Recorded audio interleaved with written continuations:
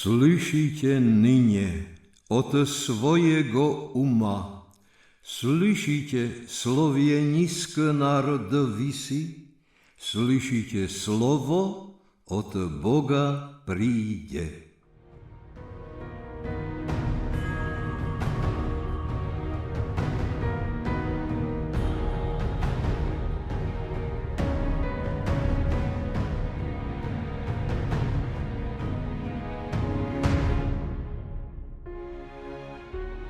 V prvej polovici 9. storočia existovali na našom území dva nadkmeňové útvary jedného etnika.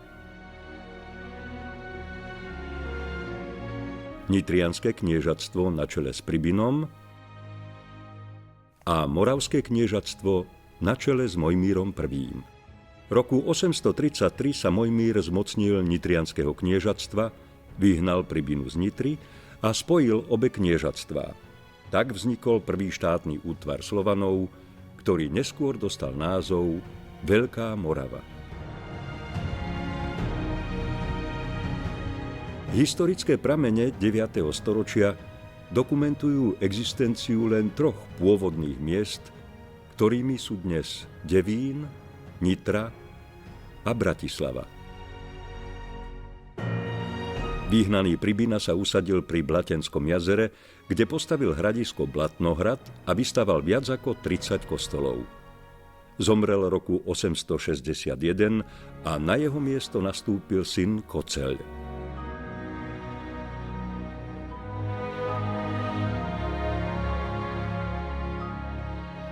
V roku 845 kráľ východofranskej ríše Ľudovít Nemec vojensky napadol Veľkú Moravu, Mojmíra zbavil vlády a kniežatstvo zveril Mojmíromu synovcovi Rastislavovi.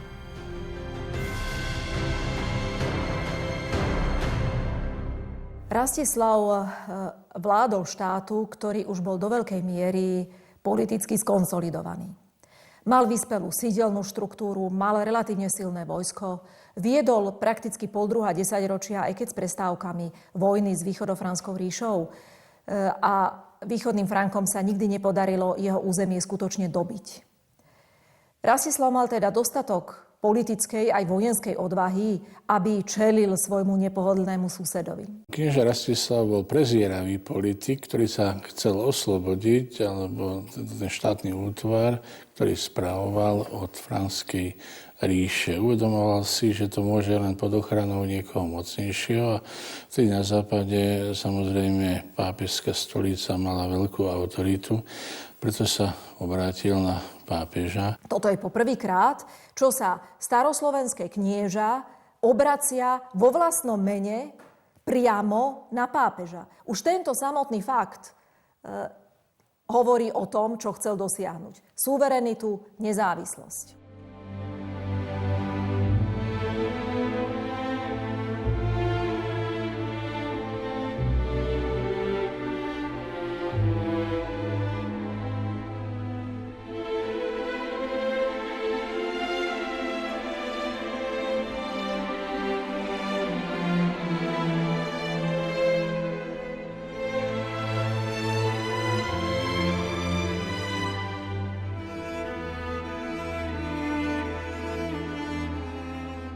Všeobecne sa uznáva taký prejav pápežského stolca, že oddialil túto žiadosť, pretože považoval toto územie za dostatočne misijne postarané zo strany Franskej ríše a pápež určitým spôsobom tiež nechcel zasahovať do suverenity Franskej ríše, pretože to politikum a evangelizácia išla ruka v ruke a určite ani Rím nemal takých mužov, ktorí by rozumeli alebo hovorili jazykom domorodého ľudu, ku ktorým mali byť poslaní. To posolstvo sa nevracalo. Hneď z Ríma odišlo do Byzancie.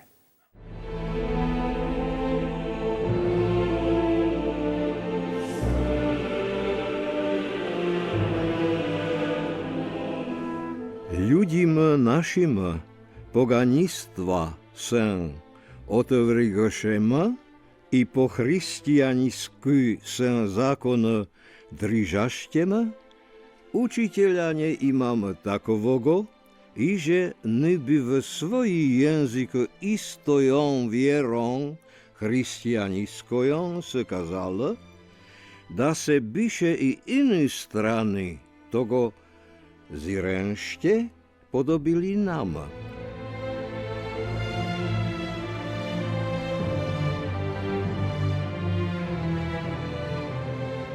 To poslali nám vladyko episkopa i učiteľa takovogo, od vás, bo na vise strany, vysegda dobrý zákon ischodit.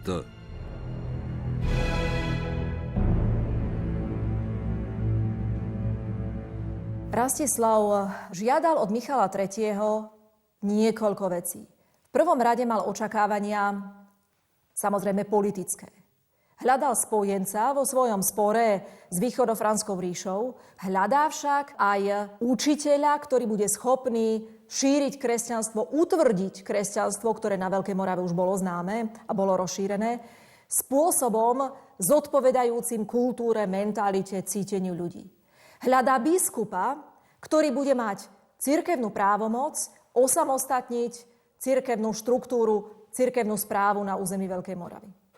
A hľadá právnika, znalcu práva, ktorý bude schopný postaviť nový štát aj právne na samostatné nohy. Nazdávam sa, že aj Michalovi III. Tiež prišla vhod táto ponúka, pretože mal určitého spojenca v strede Európy a určitým spôsobom tieto dve ríše, byzantská a franská, boli oddelené týmto slovanským svetom. Michal III. Privítal Rastislavovú žiadosť a odpovedal na ňu pozitívne. Poslal mu 2 vzdelancov, 2 učencov, ľudí, ktorí zodpovedali presne tým požiadavkám a očakávaniam, ktoré Rastislav vyslovil. Poslal mu Konštantína, známeho ako najväčšieho učenca a filozofa svojich čias, nie len vo východorímskej ríši. Filozofom, učencom ho nazývali aj v Ríme.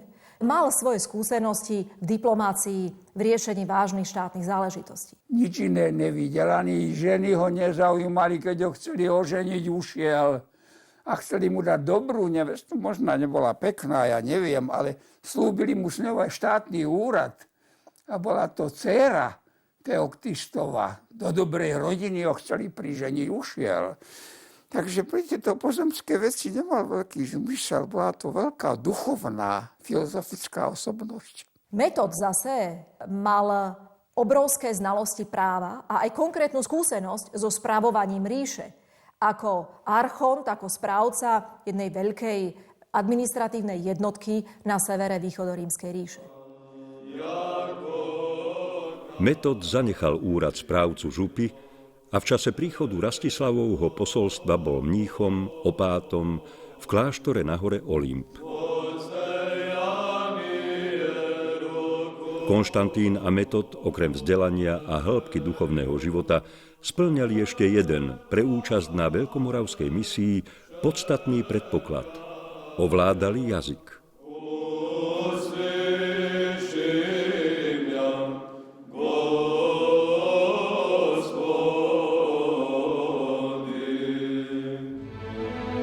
Slyšíš li filozofe rieči si on? In sego da nemôžete stvoriť raz ve tebe. Te na ti dary mnozi i pojím brate svoji igumen metodii, idiže. Va bojesta Solunjanina, da Solunjane visi, čisto slovenisku besjedując. Matka profesor Vajan tvrdí, že bola slovanskej národnosti. V Tesalonikách bolo tých Slovanov veľmi veľa. Ten jazyk, s ktorým prišli táto misia Konštantína Metoda na Veľkú Moravu, je ten jazyk, ktorý oni dobre poznali z okolia Solúna. Okolie Solúna bolo od 7. storočia slovanské. Slovania tu rozprávali južnoslovanským nárečím. Na Veľkej Morave sa rozprávalo západoslovanským dialektom. Slovania si rozumeli vtedy, povedzme, z ktorejkoľvek oblasti. Je to obdobie, keď ešte hovoríme o praslovančine ako spoločnom jazyku všetkých Slovanov. A z tohto jazyka vznikali potom všetky ostatné slovanské jazyky. U našich vzdelancov bola taká predstava, že vlastne slovenčina najlepšie zachovala tú pôvodnú podobu pôvodného spoločného jazyka Slovanov. Že je matka slovanských jazykov.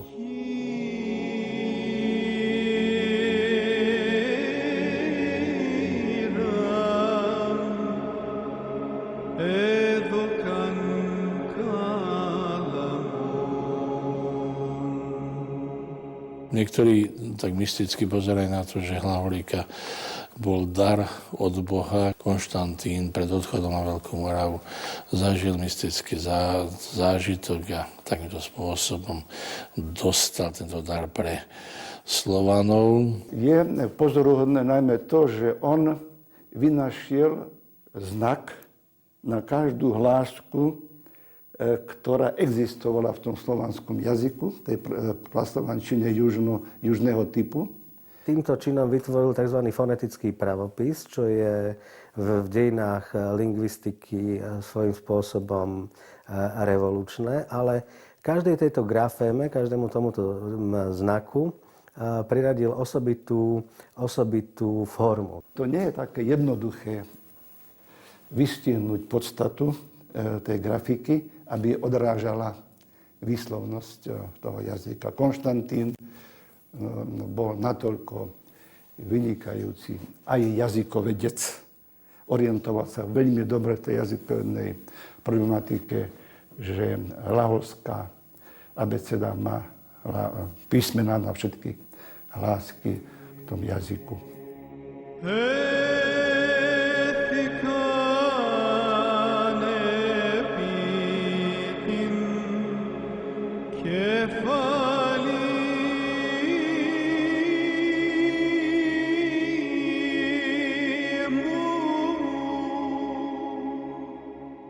Princíp, základné východisko zostavovania hlaholiky je v tom, že vychádza z kresťanských symbolov. Zo základných kresťanských symbolov, ako je kríž, trojuholník a krúh.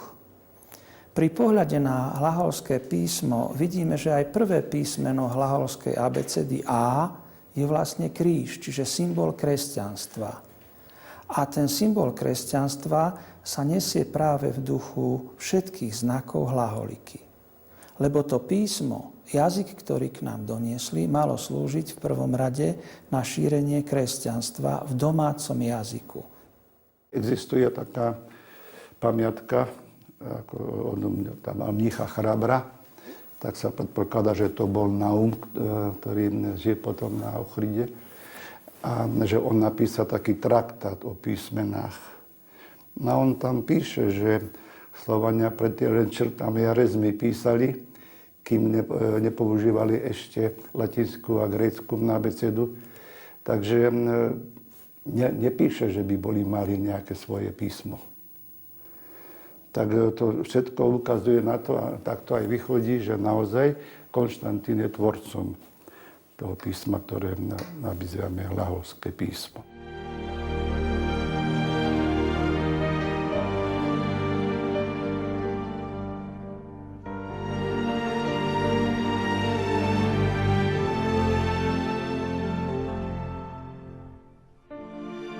Prvou bohoslužobnou knihou, ktorú bratia preložili, bol Evangeliár, teda výňatky z evanjelií, tzv.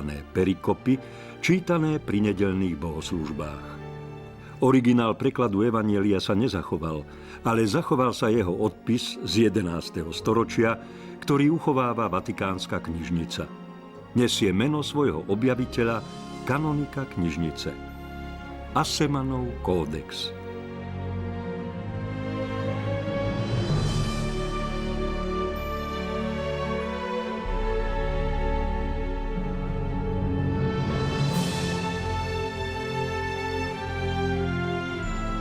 Assemanov kódex obsahuje 158 pergamenových listov v hlaholskom rukopise a je jednou z najstarších a najvzácnejších rukopisných pamiatok z cyrilometodskej doby.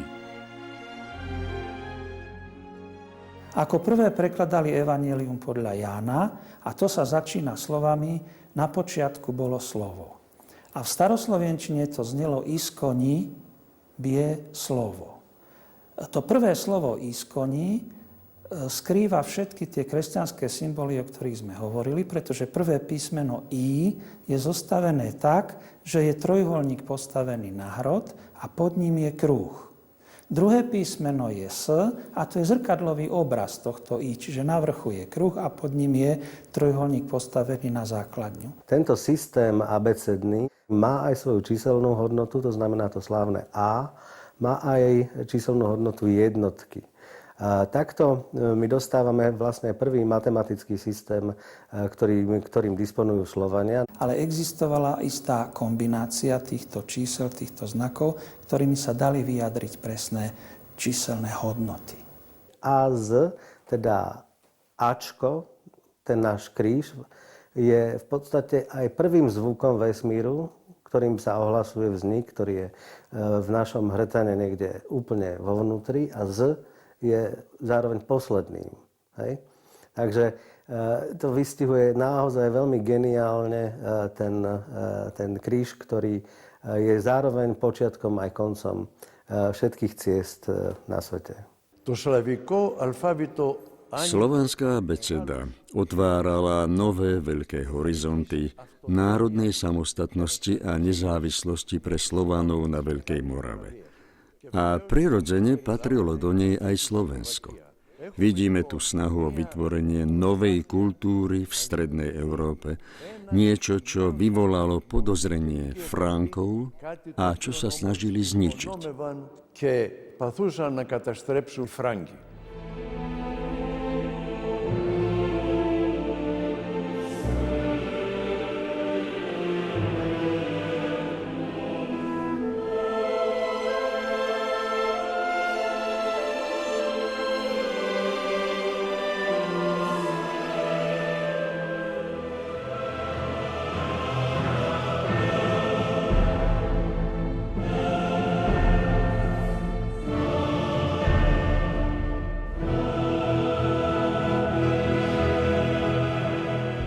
Dodnes sa teda diskutuje aj medzi odborníkmi, že kadiaľ vlastne sem prišli.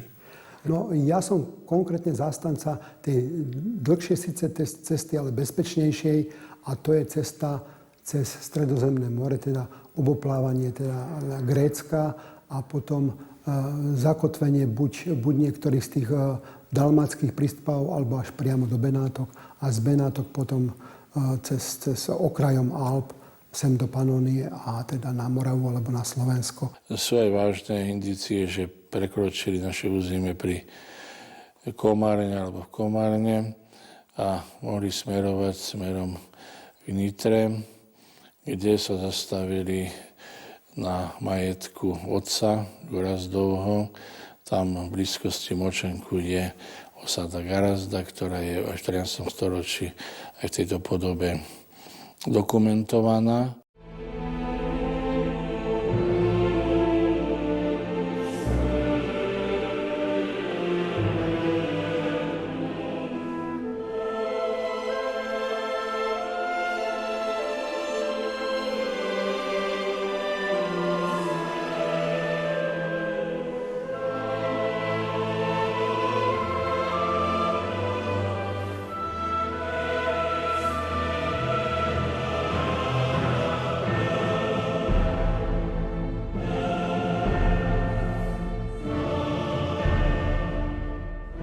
Dokumenty z tohto obdobia, predovšetkým ich životopisy, hovoria o vrelom prijatí Rastislavom, ktoré sa uskutočnilo pravdepodobne v lete v roku 863, kde ich Rastislav privítal nie je známe z týchto historických súvislostí. Nebolo treba tlmočníkov, nebolo treba protokol, dorozumeli sa.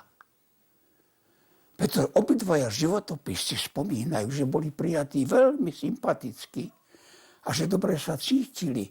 A keď povedali, že chcú založiť školu, že hneď vybrali kopu mládencov z dobrých šlachtických rodín a podujali sa, lebo Konštantín bol typický univerzitný profesor. Mať chytro žiakov a chytro ich vzdelávať.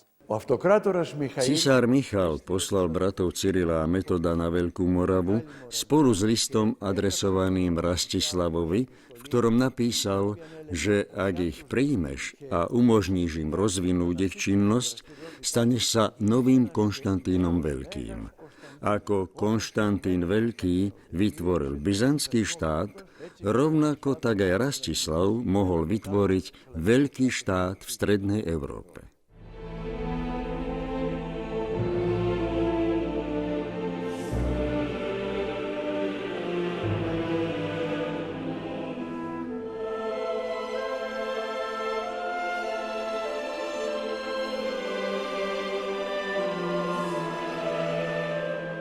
Takisto museli oni určite niesť nejaké listiny poverovacie a s tými poverovacími listinami museli niesť určite aj nejaké dary. My presne o tom, ako tie dary vyzerali, nevieme. Vieme, že mali veľmi vzácnu vec so sebou, ktorú ale neniesli dar na Veľkú Moravu. To znamená, boli to ostatky svätého Klimenta, ktoré našli práve pri svojej výprave k Chazarom. Svätý Klement bol tretí pápež, ktorý zomrel mučeníckou smrťou.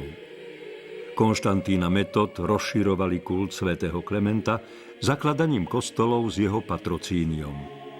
Podľa toho sa aj hľadajú stopy po ich činnosti u nás. Nedaleko osady Gorazdov, kde sa narodil jeden zo žiakov solúnskych bratov Gorazd, sa nachádza obec Močenok, v ktorej sa starobilé patrocínium svätého Klementa podnes uchovalo.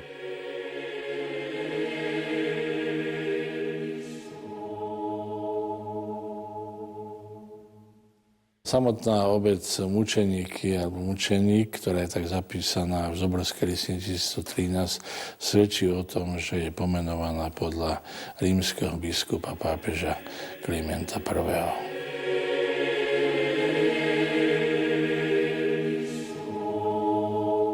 Tomto mučeník je pravidelne utvorené od pôvodnej podoby, ktorú máme doloženú ešte v staroslovenských textoch. Tam bola dosovka. Mončeník a za on máme u slovenčine, pravda, všade u.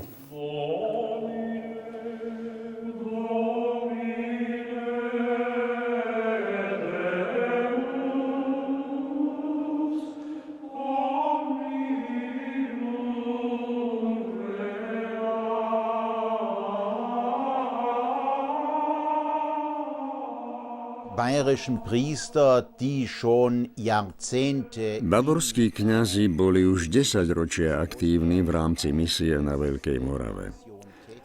Oni tu s tou misiou začali a územie Veľkej Moravy bolo už rozdelené medzi diecézu Pasov a arcibiskupstvo Solnohrad.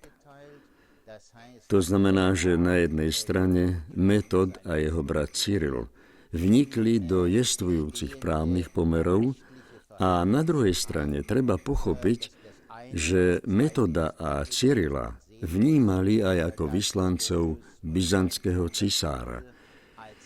Čiže z politického hľadiska ich vnímali ako protivníkov východofranskej ríše a karolínskeho kráľa Ľudovíta Nemca.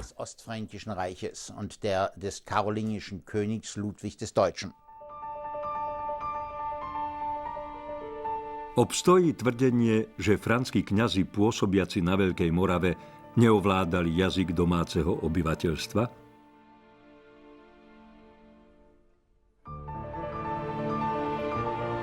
V Bavorskej štátnej knižnici v Mníchove uchovávajú kódex z konca 10. storočia, ktorý sa našiel v biskupskej knižnici v bavorskom meste Freising. Podľa toho dostal aj pomenovanie Frizinské zlomky.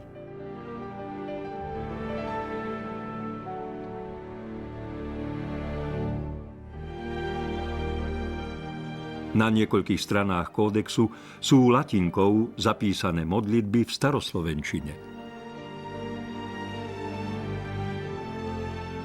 Jaz se zaglagolo zlodeju i всем jego делом, i всем jego lepocam.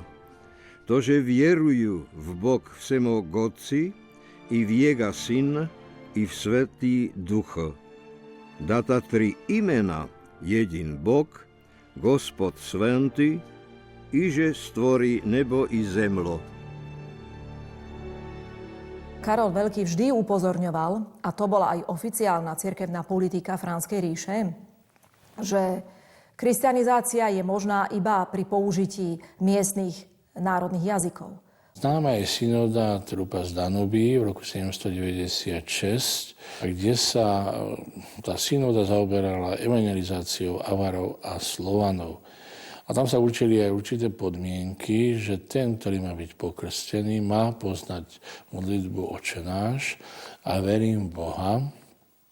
A po krste si má potom osvojiť 10 Božích prikázaní a ďalšie mravné zásady. Teda bolo to také logické, aby vedel, čo má veriť a potom podľa čoho má žiť. Tie základné texty museli byť aj v domácom jazyku. A to je predovšetkým základné modlitby Otče náš a krédo.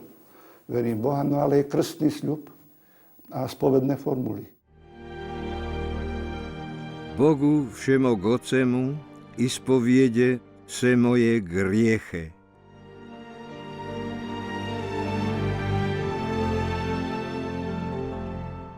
My vieme dobre, že ako sa naši predkovia trápili, keď zapisovali slovenčinu latinskými písmenami, lebo latinčina zďaleka nemá všetky tie hlásky, ktoré má slovenčina, ale aj ostatné slovanské jazyky, povedzme č, ž, alebo mäkké spoluhlásky, tak si museli pomáhať takým spôsobom, aby zachytili tieto hlásky. Teda predovšetkým spájali, povedzme, dve písmená na vyjadrenie jednej hlásky. Takisto napríklad v známom Čividalskom evanjeliu sú zapísané latinskou grafickou sústavou mená veľkomoravských veľmožov, ktorí chodili do Ríma a teda v inojazyčnom prostredí ich zapísali takými znakmi, aké mali k dispozícii. To, čo ja vidím ako kardinálnejšie, nie je iba otázka jazyka, ale je otázka, ktorú dnes katolícka teológia nazýva termínom inkulturácia. To jest, boli schopní naozaj takým spôsobom odovzdávať vieru, aby ju prevčelili do kultúry, do cítenia, do myslenia ľudí. A tu bol zrejme ten najväčší problém. To nedokázali. To je prvá vec. A druhá vec, samozrejme, tak Rastislav ako obyvateľstvo, ako veľmoži zaiste pociťovali, že súčasťou misijných kristianizačných plánov a budovania cirkevných štruktúr sú aj isté politické záujmy Franskej ríše.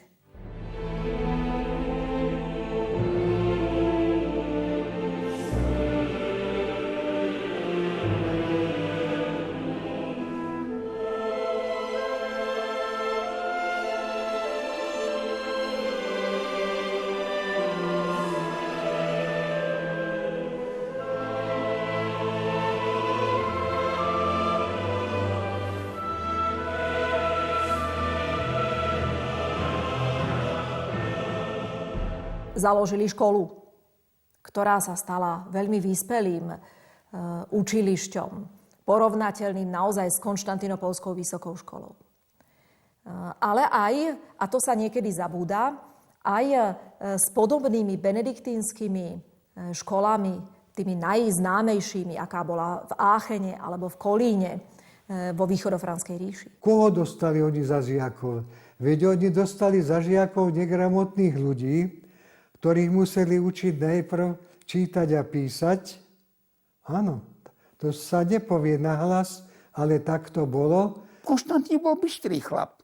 Keď zistil, že zakiaľ týchto celku talentovaných, ale predsa len tupých mládencov slovanských naučí latinsky celou gramatikou, grécky a potom ich bude učiť náboženské texty, takže by aj zošedivel a zostárnul. Prijal hru, ktorou ho nikto nepoveril a ktorá je jeho vlastná, z jeho hlavy. Že začal výuku v slovanskej reči a slovanským písmom, ktoré sám vynašiel hlaholíkov. Tí, čo chodili do tej školy, sa učili, pripravovali na kňazov, ktorí budú slúžiť ovše v slovanskom jazyku. Ale to mohli urobiť až keď sa vyučili, keď dostali príslušné stupne kňazského svetenia. Tu bolo teda množstvo tých mladých mužov, ktorí boli k dispozícii vzdelávania a určite nemali byť všetci len kňazi, ale mala to byť akási inteligencia tohto územia Moravskej ríše, kde sa učilo všetko, teda retorika, muzika, astronomia, fyzika, filozofia, teda dalo by sa povedať, že všetko, čo človek potreboval, taký polyhistor k svojej vzdelanosti a nazývam sa, že títo bratia solúnsky, viac Konštantín, menej Metod, ktorý bol viac praktik, právnik, vyučovali túto inteligenciu v tomto štýle. Keďže aj účinkovali vôbec v tom jazyku, ktorý bol zrozumiteľný, boli prijatí veľmi priaznivo. Získali si dôveru obyvateľstva. Školy boli v 9. storočí súčasťou chrámovej architektúry. Kde sa nachádzala škola, ktorú založili solúnski bratia? Mohla existovať v Rastislavovom sídle na Devíne? Vieme, že Rastislav mal s Byzantskou ríšou veľmi dobré vzťahy. A keď si pozval byzantskú misiu, ktorá sem prišla, tak určite tu ešte predtým kostol nestal žiadny. No a keď on chcel pre svojich ľudí, aby rozumeli liturgii, aby bola v tej slovenskej reči, tak zrejme asi v nejakých diskuziách sa hovorilo aj o tom, že tu treba v tejto oblasti, v tejto nedobytnej pevnosti proste postaviť nejakú sakrálnu stavbu. Archeologický výskum preukázal, že v období Veľkej Moravy sa na hradnom brale Devín skutočne nachádzala kamenná architektúra. Jej určenie ako sakrálnej stavby definitívne potvrdili nálezy niekoľkých hrobov, datovaných do 9. storočia. Tá architektúra má 3 priečky, aj rozdelená na 4 interiéry. Tá prvá priečka oddelovala sakrálnu časť od tej druhej časti. Stredná priečka tá bola zrejme takým vyrovnaním podlahy, ktorá bola proste v tejto väčšej miestnosti. A tá miestnosť ďalšia, 880 x 540 cm veľká, tá nám robila najväčšie starosti. Domnievali sme sa, že to by mohlo byť obydlie kniežaťa, lebo vieme, že teda Rastislav v čase, keď tu bolo ohrozenie, tak tu existoval aj so svojou družinou. Našťastie sme našli v blízkosti 2 stylosy, teda rydla, písadla, jeden priamo na tom návrši a druhý o niečo nižšie v zásype. Tak sme fakt zistili, že zrejme išlo o túto školu, teda o tento nartex. Vieme, že nartexy to boli vlastne byzantského pôvodu, byzantské prvky. Boli to vlastne cirkevné školy, ale mohlo sa tu aj krstiť, pokiaľ tu nebolo postavené baptisterium, teda krstiteľnica.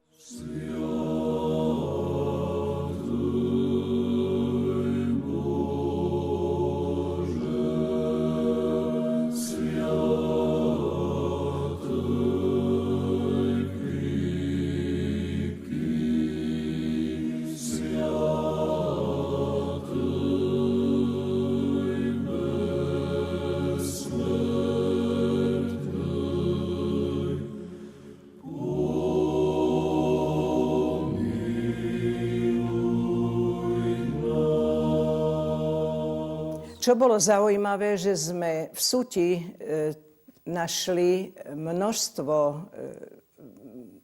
omietok, ktoré boli malované. Išlo tam proste o freskovú výzdobu, bola tam tvár, boli tam ornamentálne záležitosti.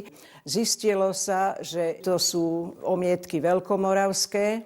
No a táto sakrálna stavba v rámci toho, že má tieto prvky byzantské, ktoré som hovorila, či išlo o tie fresky, alebo proste išlo o ten nartex. Táto stavba pochádza z druhej polovice 9. storočia. Podnetom stavby tohoto objektu bola byzantská misia, ktorá k nám proste prišla. No a nie je vylúčené, že aj Metod mohol tento kostol vysviacať. Konštantín a Metod súčasne s vedením školy pracovali na prekladoch ďalších častí Svätého písma a bohoslužobných kníh.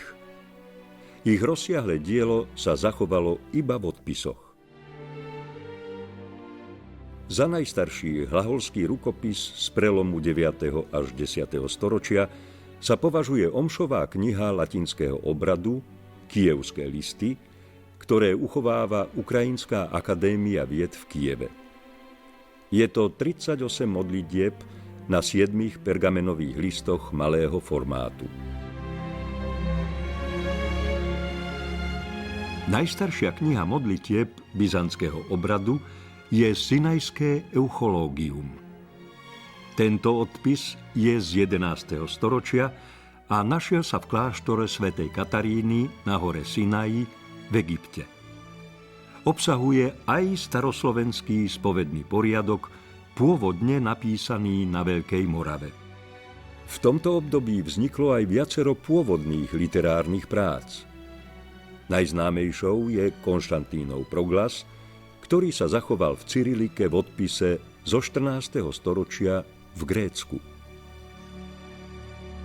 Najnovšie poznatky nás privádzajú k tomu, že proglas nie je ani prozaický text, že to nie je ani básnický text, ale že to je text piesne.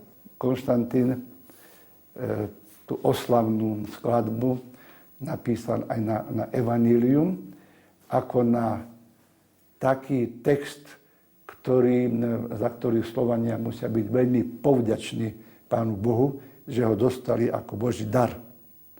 Teda je to oslava písma, aj Svätého písma.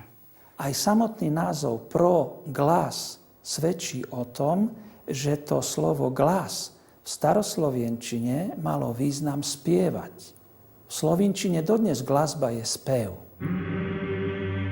Keď si predstavíme tú situáciu druhej polovice 9. storočia, že jeden gregoriánsky chorál v chráme zaspieva túto oslavnú pieseň v domácom jazyku a po nej nasleduje evanjelium v domácom jazyku, tak v tom je tá obrovská duchovná sila, že naozaj ten proglas, čiže predspev, bola oslava hymnu z toho, že my máme v našom domácom jazyku preložené evanjelia.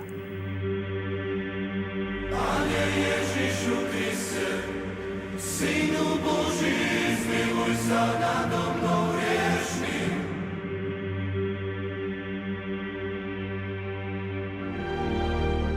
Tieto nálezy pochádzajú z archeologického výskumu lokality Civitas Pribiné, teda Pribinovho mesta, ako pramene označujú novšie sídlo nitrianskeho kniežaťa Pribinu v Blatnohrade.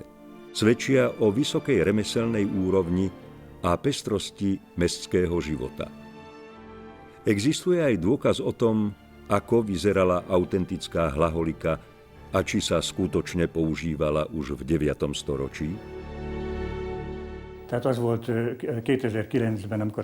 Keď sme v roku 2009 našli prvý fragment s nápisom v hlaholike, bol to pre dejiny slovanského písomníctva veľmi dôležitý nález.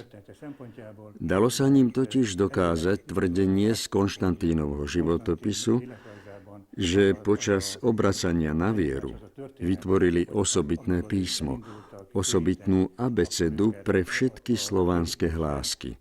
aby sa dali preložiť vybrané časti Biblie. Teraz sme našli vecný dôkaz.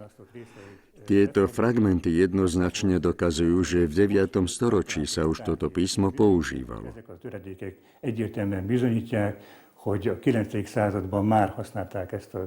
Našli sa totiž v strede hradného ostrova na dne pôvodnej priekopy, ktorá zo severu ohraničovala Pribinovo sídlo.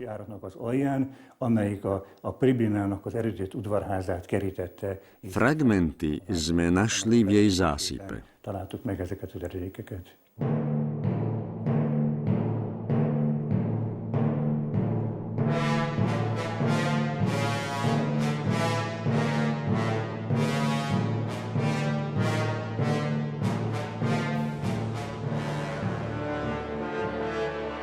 Ľudovít Nemec chcel odvrátiť Rastislavovú zahranično-politickú orientáciu na Byzanciu.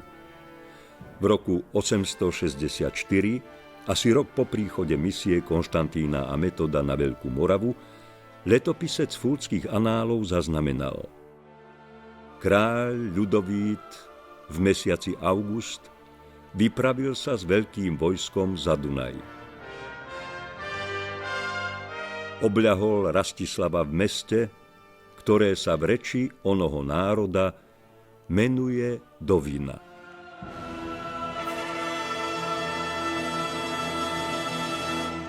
Rastislav mal istotne svoju rezidenciu na hrade Devín, čiže na dnešnom predmestí Bratislavy.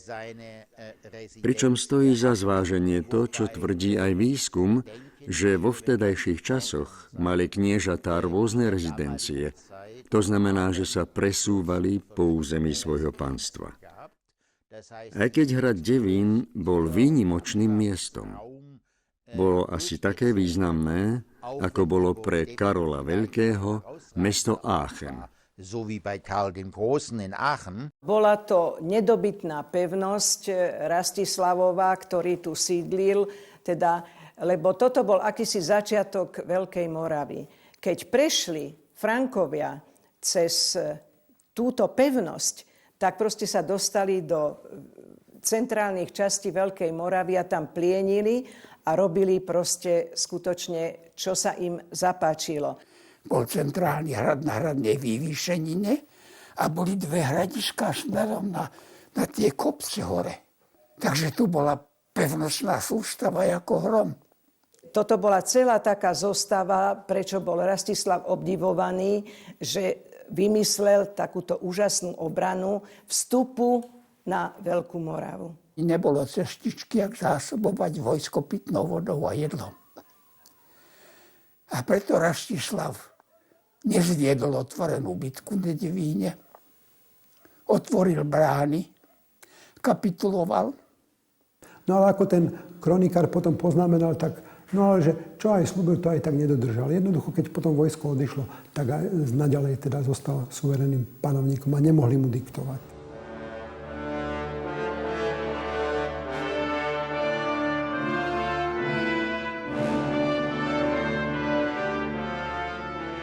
Tieto Fulcké anály a to Meginhartové mohutské pokračovanie, kde teda je na jedinom mieste spomínaný Rastic ako knieža a súčasne aj lokalita Dovina. Nemôže byť Dovina v krajinách moravských a českých, pretože títo českí historici mali záujem proste situovať Dovinu k Velehradu, pretože Velehrad bol veľmi atraktívny, robili sa tam sondy, nejaké prieskumy sa robili, ale nič takéto archeologické sa proste nenašlo. Moji predchodcovia tvrdili hneď od začiatku, že Dovina, historická Dovina, existuje na Slovensku pri Dunaji, na sútoku Dunaja a Moravy, pretože tam sa spomína aj Danubia. Tuto, na tomto mieste Devína, je táto historická Dovina. Kým Rastislav vládol na Morave, jeho synovec Svetopluk spravoval nitrianske kniežatstvo so sídlom v Nitre. V roku 867 Rastislav dal Svätoplukovi Nitriansko aj do léna, čím formálne uznal jeho samostatnosť. Predpokladá sa, že Svätopluk od začiatku svojej vlády začínal rozširovať to územie, pôvodné územie Nitrianskeho kniežatstva smerom na východ a na juhovýchod. Svätopluk mal väčšie šance expandovať v tom Nitrianskom kniežatstve, ako mal Rastislav, ktorý bol na Morave. Toto jeho úsilie zväčšovať to svoje územie tak prispelo k jeho vážnosti, čiže on bol akosi chápaný ako vládca, ktorý sa postupne vyrovnával Rastislavovi. On si to zrejme aj uvedomoval. Už predtým, než sa stal Svätopluk hlavným vládcom Veľkej Moravy, tak už predtým máme v voľských análoch doložené, že regna Moravorum, čiže kráľovstva Moravanov. Čiže nehovorí sa o jednom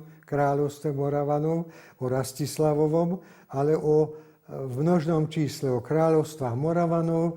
No a historicky sa to interpretuje tak, že to druhé kráľovstvo bolo to Svätoplukovo kráľovstvo. Nitriansko je menované ako regnum. Prekladajte ako chcete. Kráľovstvo. To by bol dosť dobrý preklad. Archeologický výskum hradného kopca v Nitre preukázal dve fázy opevnenia z veľkomoravského obdobia. Prvú tvorilo palisádové opevnenie, ktoré v druhej fáze vystriedala mohutná hradba.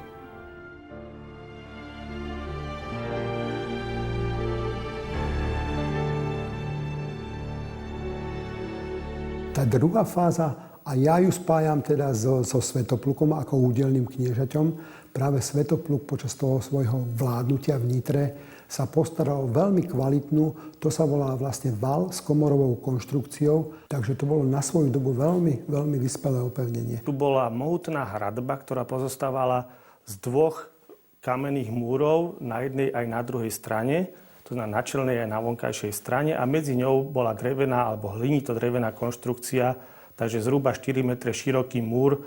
V konečnom dôsledku aj zvonka mal dojem, že je to čiste kamenný múr, aj keď nebol plnokamenný. To bol taký model výstavby v tom období, ktorý zabezpečoval dostatočnú obranu, najmä preto, že tá čelná stena bola kamenná, na rozdiel od drevenej, ktorá mohla veľmi ľahko zhoreť, sa ťažko udržiavala a podobne.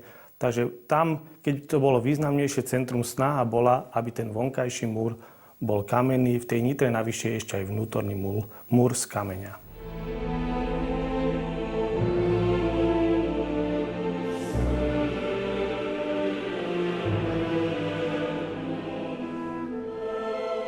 Po 40-mesačnom pôsobení solúnski bratia považovali svoju misiu na Veľkej Morave za skončenú.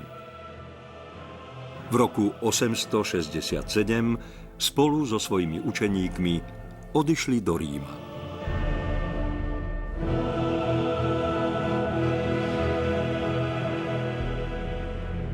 Oni prečo odišli odtiaľto 867? No lebo potrebovali dať kňazské svetenia tým svojim žiakom. Potrebovali nechať uznať svoje staroslovenské liturgické preklady v rímskej liturgii. To nemohli dosiahnuť v Konštantínopole, veď v Konštantínopole im už schválili liturgické preklady do východného rítu. To znamená, oni sa mohli s touto žiadosťou obrátiť výlučne na pápeža. Cyril a Metod mali vo veľkej úcte rímskeho pápeža a nikdy nekonali proti jeho jurisdikcii ani proti archierejskej hodnosti rímskeho pápeža. To znamená, že serióznym dôvodom ich návštevy Ríma bolo priniesť do Ríma ostatky mučeníka a pápeža svätého Klementa, ktoré sa aj dnes nachádzajú v bazilike svätého Klementa v Ríme. Už od druhej polovičky 60. rokov pociťovali isté tlaky zo strany franskej hierarchie, ktorá im naznačovala, že poneprávom pôsobia na Veľkej Morave. Predovšetkým zo strany pasovského biskupa. Majú alebo nemajú právo pôsobiť na Veľkej Morave? Túto otázku jurisdikčnej prináležitosti v rámci rímskeho patriarchátu nemalo zmysel riešiť v Konštantinopole. To mohli vyriešiť iba v Ríme. Tieto spory po niekoľkých mesiacoch narástli do takej miery, že Metod napokon presunul svoje pôsobisko z Veľkej Moravy na územie kniežaťa Koceľa, čiže do Panónie, teda do oblasti Blatenského jazera v dnešnom západnom Maďarsku.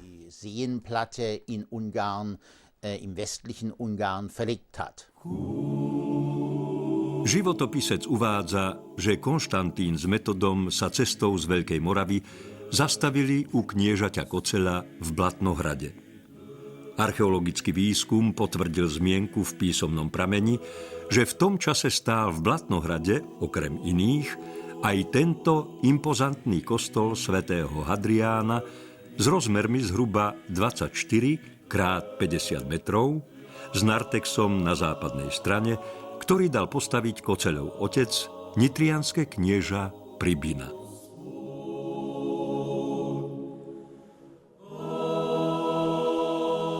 Koceľ podporoval výučbu hlaholského písma a sám sa ho naučil. Konštantínovi s Metodom zveril za žiakov 50 mladíkov. Ez egy kolostorként működhetett, a szerzetesek legalábbis biztosan. Ako som už spomínal, zrejme tu fungoval kláštor. Istotne sa tu zdržiavali a bývali reholníci. Predpokladáme, že žiaci tu bývať nemuseli, no jednoznačne tu boli vytvorené podmienky na vzdelávanie. Potvrdzujú to viaceré archeologické nálezy, ktoré sme našli. Našli sme nápisy v hlaholike, ktoré boli vyrité na bokoch dobových ozdobných nádob. Možno aj tieto nápisy boli súčasťou cvičenia žiakov. Okrem toho sme našli viacero písadiel, tzv. Stylusov, ktoré sa používali na precvičovanie písma na voskové tabule. Našli sme viacero fragmentov podlahových tehál, na ktorých si žiaci očividne presvičovali kreslenie komplikovanejších vzorov. Tam v tom vtedajšom Koceľovom kniežatstve, tak tam tá kristianizácia bola už na vysokej úrovni a bola spravovaná zo Salzburgu. A teraz si uvedomili oni, že toto môže ohroziť ich pôsobenie, ak by vladár Koceľ podporoval do budúcnosti to zavádzanie slovanského jazyka do liturgie. Čiže tu nám máme prvý moment, že došlo ako k určitému stretu, k určitému rozporu medzi tým, čo robila byzantská misia, ale to bolo u Koceľa, a o čo sa snažili juhonemeckí misionári. Po trojmesačnom pobyte u kniežaťa Koceľa misia bratov Konštantína a Metoda pokračovala na ceste do Ríma. Životopisec uvádza, že namiesto odmeny si od Rastislava a Koceľa vyžiadali 900 zajatcov a prepustili ich na slobodu.